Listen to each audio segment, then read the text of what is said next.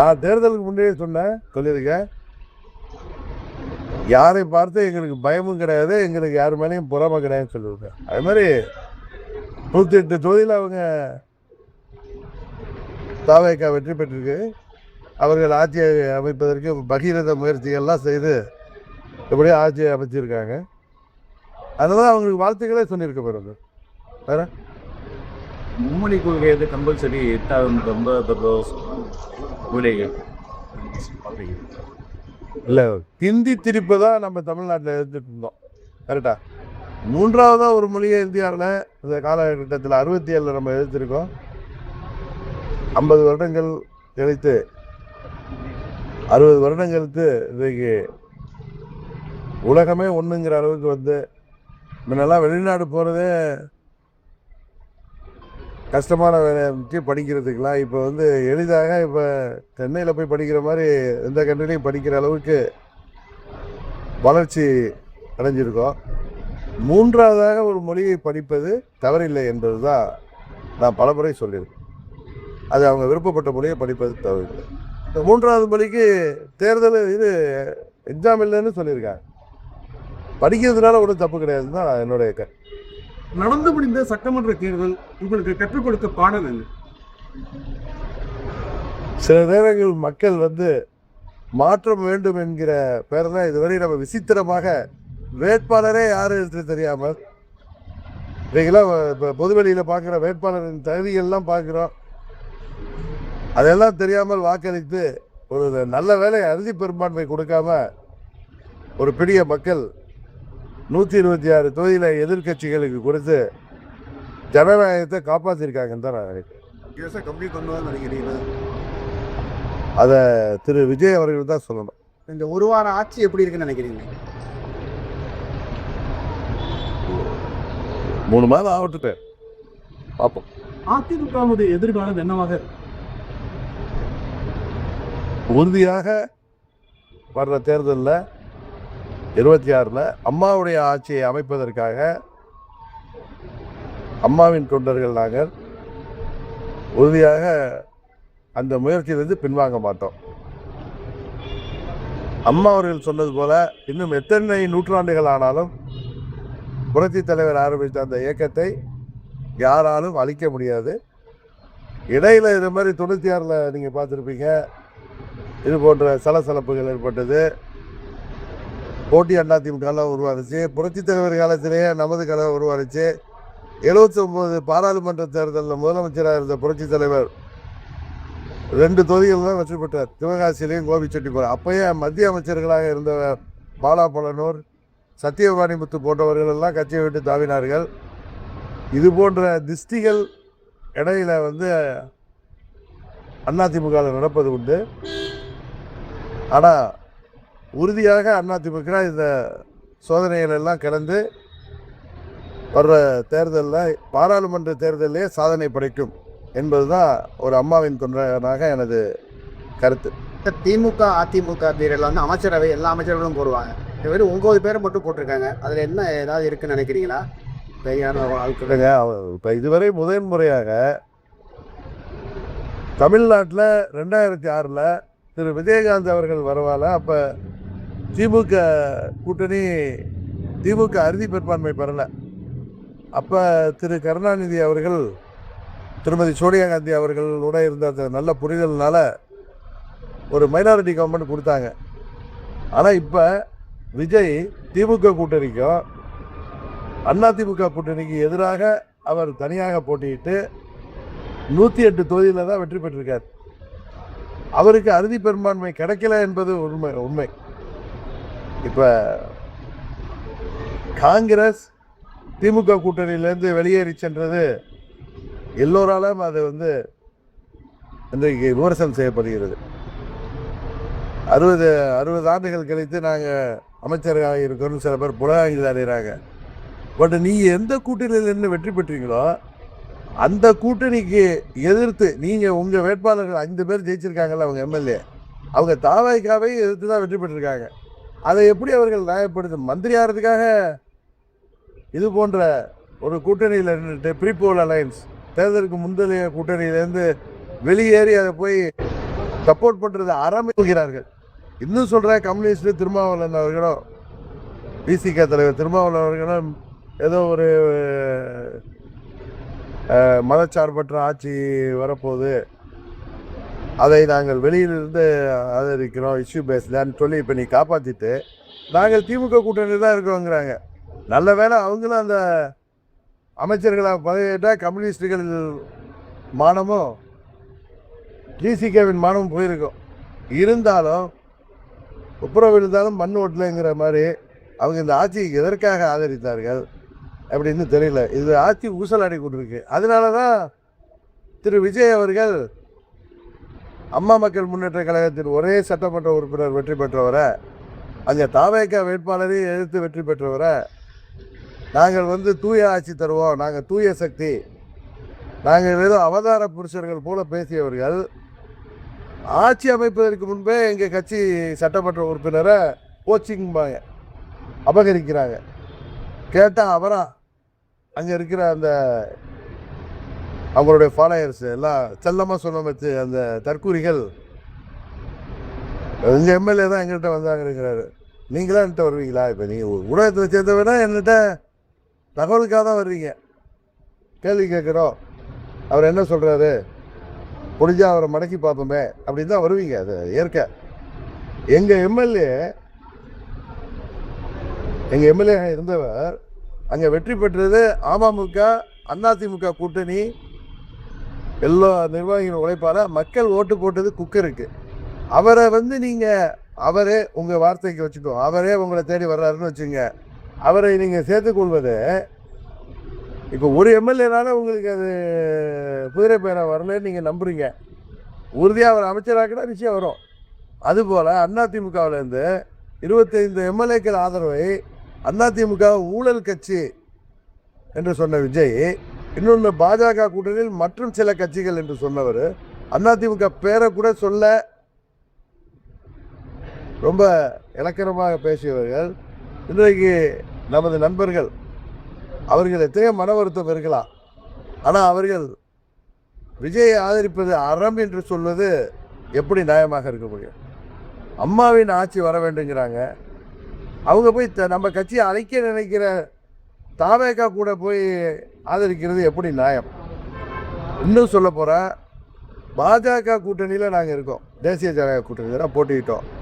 தேசிய ஜனநாயக கூட்டணியிலேருந்து ஒருவர்கள் வெளியேறிவிட்டோம் என்று சொல்வது எப்படி நியாயம்? நாங்கள் அதிமுக கூட்டு தலைமையிலான தேசிய ஜனநாயக கூட்டணியில் இருக்கோம். ஏன்னா நீங்கள் கேட்குறது எப்படி சொல்லிடுறேன், நாங்கள் அந்த கூட்டணியில் தொடர்கிறோம். எல்லோரும் சொல்கிறாங்க எலெக்ஷன் வந்துடக்கூடாது, இன்னொரு எலெக்ஷனை தாங்காது, அதுக்காக நாங்கள் வெளியில் ஆதரிக்கிறோம்னு சொல்கிறதோ, அவர்களை ஆதரிப்பது மக்கள் அவர்களுக்கு ஆதரவு அளித்திருக்கிறார்கள், அவர்களுக்கு நாங்கள் போய் முட்டு கொடுக்குறோன்னு சொல்கிறதோ, அமைச்சர் பதவிக்காக அங்கே போய் சேர்ந்து புலகாங்கீதம் அடைவதோ, இது ஜனநாயகத்தில் தர்மத்திற்கு எதிரானது. சட்டப்படி வேணால் காங்கிரஸில் 5 எம்எல்ஏக்கள் போனது வேணால் சட்டப்படி சரியாக இருக்கலாம், மக்கள் இதெல்லாம் பார்த்து கொண்டுட்டு தான் இருக்காங்க. அந்த 5 தொகுதியில் அவங்க அப்போ தாவேகாவுக்கே ஓட்டு போட்டிருக்காங்களே, தாவேகாவுக்கே ஓட்டு போட்டுருக்கலாமே, மன்னார்குடியில் தாவேகாவுக்கே ஓட்டு போட்டுருக்கலாமே, தாவேகா 3வது இடம் தான் வந்துச்சு. எங்களது எம்எல்ஏவோட பேரம் பேசி ஏதோ ஒரு செஞ்சு தரேன் சொல்லி தானே கூப்பிட்ருக்கீங்க, அது குதிரை பேரம் தானே. நீங்கள் ஒன்றே அவங்களுக்கு அமைச்சர்கள் கொடுத்தீங்கன்னா உறுதியாக சிபிஐ என்கொயரி வருவோம், உறுதியாக இந்த ஆட்சி கஷ்ட காலம்தான். இன்னும் சொல்ல போகிற இப்போ விடுதலை சிறுத்தைகளும் கம்யூனிஸ்ட் கட்சிகளை எவ்வளோ நாள் தாங்கி பிடிப்பார்கள்? 6 மாதம் தாங்குவாங்களா? அதனால் இந்த ஆட்சியின் ஆயுள் காலம் என்பது ஊசலாடி கொண்டு இருக்கிறது.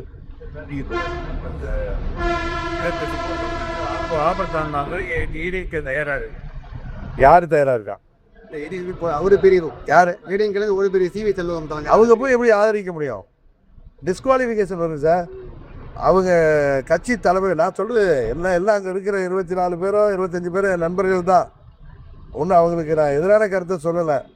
அதாவது அவர்களை நான் புரிஞ்சுக்கணும்னு சொல்கிறேன் இந்த நேரத்தில். ஏன்னா உங்களை பத்திரிகையாளர்கள் மூலம் அவர்களுக்கு எல்லாருக்கும் சட்டம் தெரியும், எல்லாம் அரசியல் உள்ளவர்கள். அவசரப்பட்டோம் கோபப்பட்டோம் அவர்கள் செய்கின்ற முடிவு அவர்களுக்கு விபரீதமாகும். அம்மாவின் ஆட்சி கொண்டு வரோன்னு சொல்லிட்டு அவர்கள் இவ்வாறு செய்வது உறுதியாக அவர்களையும் பாதித்து அம்மாவின் தொண்டர்களையும் பாதிக்கும். அதனால் அவர்கள் ஒரு உண்மையை புரிஞ்சுக்கணும்.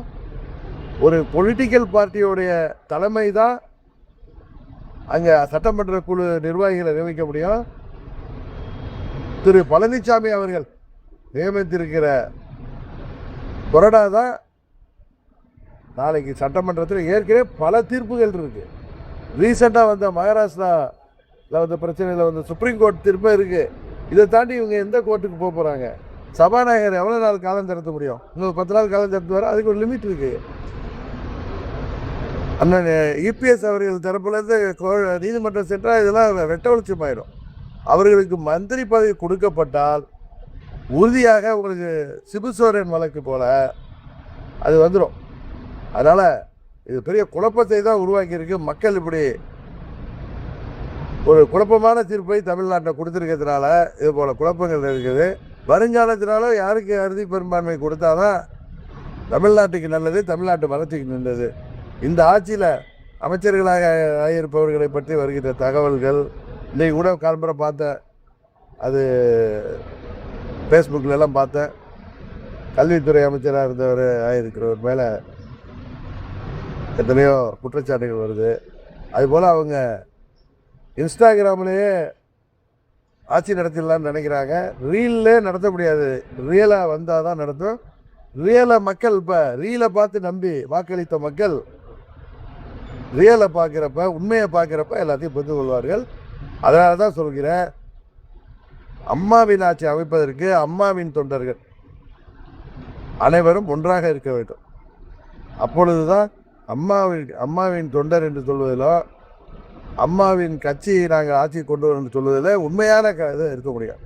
மன வருத்தங்கள் இருந்தால் அதை வெளியே எல்லாரும் தான் பேசிட்டு நல்லா எல்லாம் நல்ல அனுபவத்தவர்கள். அதனால தான் நான் திரும்ப திரும்ப சொல்கிறேன், இது தாவேகா அனைத்திந்திய அண்ணா திராவிட முன்னேற்ற கழகத்தை, அம்மாவின் தொண்டர்களை அழிக்க பார்க்கிறது இயக்கத்தை. அதில் அவங்க பதவிக்காகவோ இல்லை தங்கள் தனிப்பட்ட கோபதாபங்களுக்காகவோ அவர்கள் பக்கம் நியாயம் கூட இருக்கலாம். அவங்க இதை மாதிரி செயல்பாடு நம் கொல்லிக்கட்டையை எடுத்து நம் தலையை தொந்து கொள்வது போல தான் முடியும். அதனால் அங்கே உள்ள நண்பர்கள், சகோதரர்கள் தயவுசெய்து எண்ணி பார்க்க வேண்டும்.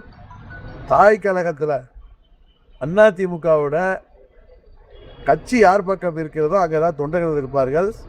அதை புரிந்து கொள்ள வேண்டும். நாங்கள் எல்லாம் சரியான அதிமுகவுக்கு தான் அம்மா மக்கள் முன்னேற்ற கழகம் ஆதரவு அளித்து வருகிறது. நாங்கள் தேசிய ஜனநாயக கூட்டணியில் பாரதிய ஜனதா கட்சி கூட்டணியில் தொடர்கிறோம். உங்கள் நண்பர்கள் எம்எல்ஏக்களாக இருக்க முடியாமல் அதிமுக இருக்கிறவங்க உட்கட்சி ஜனநாயக அடிப்படையில் இதை அணுகிறாங்களா அல்லது பலகீனமானவர்களாக இருக்காங்களா? உட்கட்சி ஜனநாயகம்னா இப்போ ஒரு 25 சட்டமன்ற உறுப்பினர்கள் அவங்க கூட ஏதோ மாவட்ட செயலாளர்களாக போயிருக்கவங்க உள்ளுக்குள்ளே இருந்து பொதுச் செயலாளர்கிட்ட பேசணும், நியாயம் கேட்கணும். அதற்காக அவங்க ஜனநாயக ரீதியாக அவர்கள் போராடலாமே தவிர வெளியில் போய் இருந்துட்டு தாவேகாவை ஆதரிப்பது அறம் என்று சொல்லும் பொழுது அதை அம்மாவின் தொண்டர்கள், அதிமுக தொண்டர்கள் யாரும் ஏற்றுக்கொள்ள மாட்டார்கள். தாவேகாவோட போய் கூட்டணி வச்சு அதில் அமைச்சராக தான் அதிமுக தொண்டர்கள்லாம் மகிழ்ச்சி அடைவாங்க அப்படிங்கிறலாம் கிடையாது. 10 ஆண்டுகளாக திமுக ஆட்சி பொறுப்பில் இல்லாமல் இருந்த இயக்கம்தான். அதுபோல் கடந்த 5 ஆண்டுகளாக அதிமுகவும் ஆட்சி பொறுப்பில் இல்லாமல் இருந்த இயக்கம்தான். தொண்டர்கள் பெயரை சொல்லி, கீழே உள்ள நிர்வாகிகள் பெயரை சொல்லி யாரும் பதவிக்காக தாவேகாவுக்கு ஆதரவளித்தால் வருங்கால அவரை வரலாறு அவர்களை மன்னிக்காது.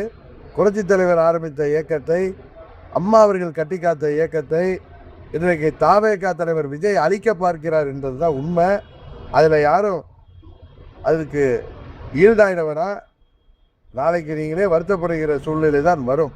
ஏன்னா சட்டப்படி திரு இபிஎஸ் அவர்கள் இவர்களெல்லாம் சேர்ந்து தான் பொதுச் செயலாளர் ஆகியிருக்காங்க. பொதுச் செயலாளருக்கு தான் எல்லா அதிகாரம் இருக்குங்கிறது தான் உண்மை. இப்போ அமமுகவில் எல்லா அதிகாரமும் எனக்கு தான் இருக்குது. இப்போ காமராஜை கட்சியை விட்டு நீக்கியிருக்க, அவர் போய் விஜயோட சேர்ந்து அமைச்சர் ஆகட்டும், அவங்க கொடுக்கட்டும், அவர் ஆதரவை ஏற்றுக்கொள்ளட்டும். அப்புறம் அடுத்த கட்டத்தை என்னன்னு பாருங்கள். ஒரு எம்எல்ஏனால இவங்களுக்கு டிஸ்குவாலிஃபிகேஷன் தப்பிச்சிக்கலாம். அதை தாண்டி அவர்கள் எவ்வளவு அரசாங்கம் கஷ்டப்படும் என்பது தெரியும். நீங்கள் கேட்குறதுபடி இன்னொன்று சொல்கிறேன். அண்ணன் செங்கோட்டையன் பையில அம்மா படத்தை வச்சுருக்காரு. ஆனால் அம்மாவின் கட்சியை அழிப்பதற்கு அம்மாவின் தொண்டர்களை அந்த பக்கம் எல்லாரோடையும் பேசி தாவேகாவுக்கு ஒரு ஏஜெண்டாக செயல்பட்டு கொண்டிருக்கிறார்.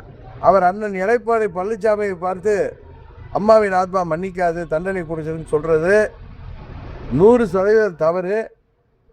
இவர்தான் தான் கட்சியிலிருந்து நீக்கப்பட்டதும் தாவேகாவுக்கு போய் நின்று அங்கே அமைச்சர், அதெல்லாம் வேற. அம்மாவின் படத்தை பயில வைத்து கொண்டு தேர்தல் முடிஞ்சதும் குரோத மனத்தோட வன்மத்தோட அம்மாவின் தொண்டர்களை பேரம் பேசி அவர்களை ஏமாற்றி வர்றாரு. இங்கே வாங்க, உங்களுக்கு அது வாங்கி தரது, அதை ஏமாறுறவங்க போகிறாங்க, வீக்காக உள்ளவங்க போகிறாங்க. பட் அவர்கள் எல்லாம் ரோட்டில் நிற்க போகிறாங்க. அதுதான் நடக்க போகுது. அந்த செங்கோட்டையன் அம்மாவின் படத்தை பையில வைத்து கொண்டு அனைத்து இந்திய அண்ணா திராவிட முன்னேற்ற கழகத்தையும் அம்மாவின் அமமுகவையும் அழிக்க நினைப்பது அவரது வன்மத்தை காட்டுகிறது. பையில அம்மா படத்தை அவர் வைத்து கொண்டு செய்வது அம்மாவின் ஆத்மா அவரை தான் மன்னிக்க வந்தோம். திமுக மக்கள் இது எதிர்த்திருக்காரு. இப்போ என்ன பதவி? இப்போ தூய சக்தி தூய்மையான ஆட்சி தருவேன்னு சொல்லிட்டு ஆட்சி வர்றதுக்கு அவர் சராசரி அரசியல் என்னெல்லாம் மற்ற அரசியல்வாதிகளை அரசியல் கட்சிகளை விஜயும் அவரை சேர்ந்தவர்களும் குறை சொன்னார்களே, இப்போ அந்த தப்பில் பயிர ஆரம்பிச்சிட்டாங்க. அதனால் அவர் என்ன செய்கிறாருன்னு பொறுத்திருந்து பார்ப்போம். தூய சக்தி டிரான்ஸ்பரண்டா ஆட்சி நடக்கும்னு சொன்னாரு. ஆனா முகத்தை மூடிட்டு போனது யாருன்னு இது வரைக்கும் அவர் சொல்லாம இருக்காரு. அதான் அது சொல்லணும்ல. அன்னைக்கு திருமதி விஜயகாந்த் அவர்கள் கேட்ட கேள்விக்கு பதில் சொல்லணும். இப்போ சட்டமன்றத்தில் எதிர்கட்சியை சேர்ந்தவர்கள் பேசுனாங்கன்னா அதுக்கு அங்கேயே பதில் சொல்லணும். அதை விட்டுட்டு வீட்டில் போய் மறுபடியும் அவர்களை தாக்கி அறிக்கை சொல்கிறதுங்கிறது இது சினிமா டைலாக் இல்லைங்க, ரியல் லைஃப். ரியலாக வரணும். அதனால தான் வாக்களித்த மக்கள் எல்லாத்தையும் பார்த்துக்கிட்டு தான் இருக்காங்க. அதனால தான் சொல்கிறேன், இதை பார்த்து ஏமாறுவர்கள் உறுதியாக வருத்தப்படுவார். அதிமுகவின் பிளவுக்கு பிஜேபி எதுவும் இருக்குன்னு நம்புறீங்களா? சரி, இங்கே வெயில் அடித்தாலும் பிஜேபி அவங்க இதில் இருந்தால் ஒரு பக்கம் சப்போர்ட் பண்ணியிருப்பாங்களே, எதுவுமே கிடையாது. இது இவங்க எங்கள் அண்ணன் தம்பிகளுக்குள்ளார சண்டை நடக்குது. அவங்க அதில் தலையிடவே நானும் அந்த கூட்டணியில் இருக்கல, எனக்கு தெரியல, என்னோட பேசித்தானே இருக்கேன். அவங்க மிகவும் வருத்தப்படுகிறார்கள் இது போல சண்டையை பார்த்து. அதிமுக நீங்களும் சசிகலாவும் இணையணும் ஒரு குரல் சார், அவங்களே அண்ணன் பழனிசாமிக்கு எதிராக அண்ணன் அதிமுக பொதுச்செயலாளருக்கு எதிராக வெளியில் போயிட்டு தாவேகாவை ஆதரிக்கிறது அறம்னு சொல்லி கட்சியோடைய விப்புக்கு எதிராக வாக்களித்துட்டு எல்லாரையும் ஒன்று சேர்க்கணும், நாங்கள் எங்களுக்கு பொதுச்செயலாளர் அண்ணன் பழனிசாமி தான் பேசுறது ரொம்ப காமெடியாக இருக்குது. இதில் யாரும் மக்களோ தொண்டர்களோ ஏமாற மாட்டாங்க. இல்லை, அவர்கள் தாவேக ஆதரவை விலக்கி கொண்டு கட்சிக்கு பேசினால் அது இல்லை முதல்வர் அது நல்ல முடிவு தான் இருக்கணும். அவங்க எந்த கட்சியால் அவங்கெல்லாம் ஆளானாங்களோ அந்த கட்சிக்கு எதிராக தான் அவங்க செயல்பட்டு கொண்டு இருக்கிறாங்க என்பதை தயவு செய்து அவர்கள் எண்ணி பார்த்து கைசிட்டு போயிடக்கூடாதுங்கிற அந்த பிடிவாத இவ்வளவு பிளவே ஏற்படுதுன்னு சொல்லி குற்றச்சாட்டு. கட்சி கைவிட்டு விட்டு போயிடக்கூடாது சொல்வே அந்த போர்வையில் தாவேகாவை ஆதரிப்பது கட்சியை அழிப்பதற்கு சமம். அதுதானே தவிர அது எல்லாருக்கும் தெரியுது. நாங்கள் யாரும் சின்ன பிள்ளைங்க இல்லை. எடப்பாடி பழனிசாமி தான் எங்கள் பொதுச்செயலாளர்னு ஒரு பக்கம் சொல்லிக்கிட்டேன். பொதுச்செயலாளர் உடைய கொறடா கொடுக்குற ஆணைக்கு எதிராக வாக்களிப்பது எப்படி நியாயம்? அவர் தான் எங்கள் பொதுச்செயலாளர், கட்சி வீணாக போயிடக்கூடாது, அம்மாவுடைய ஆட்சி வரணும் அப்படின்னு சொல்லிட்டு நம்மை அழிக்க நினைக்கிற தாவேகா கூட போய் நீங்கள் அமைச்சர் ஆவதற்கோ இல்லை ஆதரவு கொடுக்க என்ன ஆர்வம்? நம்மளை எழுத்து நின்று ஜெயிச்ச கட்சிக்கு நம்ம ஆதரவு கொடுக்கறதுக்குள்ள என்ன அறமை இருக்குதுன்னு எனக்கு தெரில. அது ரொம்ப தர்மமும் இல்லை, நியாயமும் இல்லை. உறுதியாக அதிமுகங்கிறது இந்த தனிப்பட்ட நபர்களால் உள்ள அதையெல்லாம் தாண்டி வெற்றி பெற கேட்கும். அதுக்கு டிடிவி தினகரன் உறுதுணையாக இருப்பான். இல்லை, சிஎம் போய் அவங்க தான் பார்க்குறாரு, டிவி தருவத்தை போய் பார்க்குறாரு. நீங்கள் பார்க்க வர மாட்டேங்க. அதுக்கு முன்னாடி அவங்க ஆதரவு கொடுத்துட்டாங்கல்ல. இவருக்கு தேவை இருக்குல்ல, ஆட்சி அமைக்கணுங்கிற வெறி இருக்குல்ல, அதனால ஒரு எம்எல்ஏலாம் தூக்குறாங்க. கரெக்டா? நியாயஸ்தர் ஏதோ அந்த இவங்க சொல்லி அவர் எங்களுக்கு ஆதரவு கொடுத்தாருங்கிறாங்க. நீங்கள் அதே மாதிரி தவறான ஒரு முயற்சியை நீங்கள் ஏற்றுக்கிறீங்கள. நீங்கள் தான் நாங்கள்லாம் ஊழல் சக்தின்னீங்களே, எப்படி எங்கள் எம்எல்ஏ ஏற்றுக்கிறீங்க? அவரே வந்திருந்தா கூட ஒரு வாரத்துக்கு. ஏன்னா காமராஜ் பல பொய்களை சொல்லியிருக்கேன்னு தெரியுது. அந்த வீடியோ உண்மைதான் இன்னைக்கு தெரியுது. ஏன்னா அவர் அன்றைக்கி இன்னொன்று நேரத்தில் சொல்கிறேன், காமராஜ் சொல்கிற பொய்யெல்லாம் அவருக்கு எதிராக தான் திரும்பும். ஏன்னா அங்கே இதில் பாண்டிச்சேரியில் இவர் போய் அங்கே எல்லா எம்எல்ஏக்களோட நான் அவரே தங்குறேன்னு சொல்லிட்டு கேட்டதால் போய் தங்க வச்சு நான் அடுத்த நாள் அங்கே அனுப்பி அதெல்லாம் என்றைக்கு எடப்பாடி பழனிசாமி என்னோட திமுக கூட்டணியில் நாம் ஆட்சி அமைப்போங்கிற வார்த்தையெல்லாம் சொல்லவே இல்லை. இவராக போய் சொல்கிறார். திரு காமராஜ், எஸ் காமராஜ், இவர் அங்கே போய் இருந்துட்டு நான் இவரிடம் ஒரு கையெழுத்து வாங்கி வைக்கிறேன். ஏன்னா தாவேக்கு ஆட்சி அமைக்காத பட்சத்தில் திமுக அந்த எதிர்கட்சியாக தான் இருப்போம், நாங்கள் கோரிக்கை வைக்க போகிறதுன்னு சொன்னதை எங்களுக்கு வாய்ப்பு வரலாங்கிறதுனால நான் ஒரு கடிதம் வாங்குகிறேன். 5 மணிக்கு அந்த கடிதத்தில் கையெழுத்து போட்டு அதுக்கப்புறம் நான் தெரிய வந்தது, இப்போ தான் தெரியுது அது உண்மை. 5:30 மணிக்கு கம்யூனிஸ்டுகள் தாவேக்காவுக்கு ஆதரவு கொடுத்தது. இவர் கிளம்பி போய் இவரோட தொடர்பில் இருந்தவங்க நான் சொல்கிறேன், எல்லாமே ரெக்கார்டு இருக்குது, எல்லாத்துக்குமே எவிடன்ஸோட நீதிமன்றத்தில் கொடுப்பேன். இவரோட பேசியவர்கள் யார் காரில் உட்காந்து எந்த பத்திரிகையாளர் அதை வீடியோ எடுத்ததுலேருந்து எனக்கு தெரியும். யார் எந்த சட்டமன்ற உறுப்பினர் அதை இவரை கையெழுத்து போட வச்சு அதை கவர்னர் விஜய்க்கு அனுப்பி அவர் விஜய் சட்டமன்றத்தில் கவர்னர்கிட்ட போய் அதில் தராஸ் காப்பி கொடுத்து கவர்னர் மாளிகையிலேருந்து இவருக்கு ஃபோன் பண்ணி கேட்டப்போ இவர் மறுதளித்து பயந்து போய் ஏன்னா எனக்கு ஒரு கையெழுத்து போட்டிருக்காரு. அவங்க சாதாரணமாக நீங்கள் தான் எஸ் காமராஜா நீங்கள் அது மாதிரி கடிதம் கொடுத்தீங்களான்னு கேட்டப்போ பயந்துட்டு தான் உடையாந்துருக்கார். நான் கூட நினச்சேன் இவருக்கு நான் கையெழுத்து என்கிட்ட சொன்னது, நான் அவரை அங்கே தான் பார்த்தேன். அவரை நாங்கள் ஒன்றும் தூக்கிட்டுலாம் வரல. நான் கவர்னர்கிட்ட போய் இந்த விவரத்தை சொல்லிவிட்டு நான் வீட்டுக்கு போயிட்டேன். திரும்பவும் இவர்கள் கூட வந்தவர்கள் என்கிட்ட பேசி தான் நான் வந்தேன். அவர் என்ன சொன்னார் என்றுனா, நான் பயந்துட்டு நான் அது மாதிரிலாம் அந்த வீடியோவும் போய் அது ஏஐயாக இருக்கும் அப்படின்னு என்கிட்ட சொன்னார் ஆஃபீஸில். நான் அவரை கூப்பிடல, நான் திருப்பி கவர்னர் மாளிகையில் இருந்தது போனேன். அப்போ நான் அது மாதிரி கடிதம்லாம் போடலன்னு சொல்லி இவரே இவர் வழக்கறிஞரை வச்சு அடித்து கையெழுத்து போட்டு கவர்னர்கிட்ட கொடுக்குறப்ப நானும் போய் கொடுத்தேன். ஸோ இதில் தான் நடந்தது சொல்கிறேன். நான் கூட நினச்சேன் அவர் சொல்கிறது உண்மை, அவரை அது ஃபோர்ஜரி லெட்டர்னு. இவர் கொடுத்த லெட்டர் தான் கரெக்டாக அதை அவங்க பயன்படுத்தியிருக்காங்க. அவர்கிட்ட காரில் உட்காந்து கையெழுத்து வாங்குறாங்க. அப்போனா அது என்ன பேரம் பேசப்பட்டு அதான் நான் முதல்ல கவர்னர்கிட்ட போனப்போ குதிரை பேரமாக இருக்கும் இல்லை அது ஃபோர்ஜரியாக இருக்குன்னு சொன்னேன். எங்கள் எம்எல்ஏவோட தொடர்பு கொள்ள முடியல. திடீர்னு நிற்கிறார். அடுத்த நாள்லாம் இருந்துட்டு சட்டமன்றத்தில் போய் நிலையை மாற்றுறாரு. ஸோ அது திரு காமராஜ் செய்தது சட்டப்படி தவறு. ஆனால் அவர் ஒரு எம்எல்ஏனால நாங்கள் ஆக்ஷன் எடுக்க முடியாதுன்னு நினைக்கிறாரு. அதுக்கான வேலைகளை நாங்கள் பேராக செய்வோம். அதை தாவேக்கா ஏற்றுக்கொண்டது சட்டப்படி தவறு என்பதையும் அதை நாங்கள் குதிரை பேரம் தான் அதுங்கிறது உறுதியாக நாங்கள் தெரிவிப்போம். குதிரை பேரம்னு சொல்கிறாங்க, குதிரை பேரம் இல்லை, வேகத்தில் சேர்த்தோம். குதிரை வேகத்தில் போகிறோம், பேரம் பேசி தான் குதிரையை வாங்கியிருக்கோங்கிறார். புரியுதா நீங்கள் அதில் அர்த்தம்? குதிரை வேகத்தில் போகிறோம், அந்த குதிரை பேரம் பேசி தான் வாங்கப்பட்டது. ஏன்னா அப்படி இருந்தால் தாவேக்கால போய் ஒரு கேண்டிடேட் இருப்பார். அதான் நான் கேட்டேன், என்ன விஜய் எங்களுக்கு மாமனா மச்சானான்னு கேட்டேன். சரிதான் நான் கேட்டேன். வரேன்.